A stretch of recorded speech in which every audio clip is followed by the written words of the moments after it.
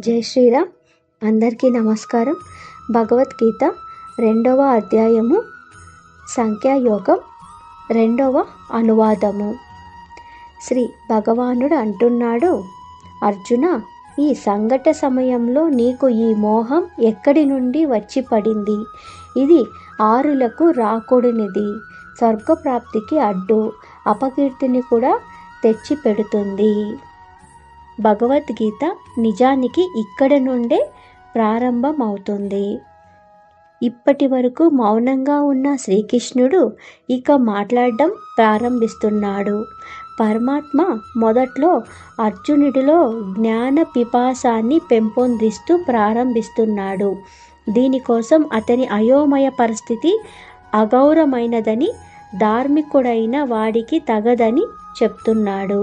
తదుపరి అర్జునుడికి తన చిత్తభ్రాంతి వలన కలిగే బాధ, అపకీర్తి, జీవితంలో వైఫల్యం మరియు ఆత్మభ్రష్టత్వం వంటి వాటిని గుర్తు చేస్తున్నాడు.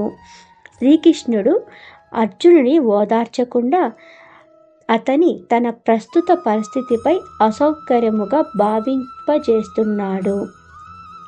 మనం అయోమయంలో ఉన్నప్పుడు అది ఆత్మ యొక్క సహజ స్థితిని కానందువల్ల మనకి అసౌకర్యముగా ఉంటుంది.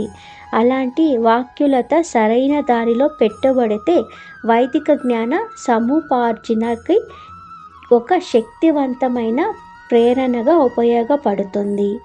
తనకున్న సందేహాన్ని సరైన సమాధానం దొరికితే వ్యక్తి మునపటి కన్నా లోతైన అవగాహన తెచ్చుకుంటాడు. ఈ విధంగా భగవంతుడు కొన్నిసార్లు ఉద్దేశపూర్వకంగా మానవులకి సంక్షోభాన్ని గురిచేసి తమ అయోమయాన్ని పోగొట్టుకోవడానికి వారిని సరైన జ్ఞానాన్ని వెతుక్కునేలా చేస్తాడు.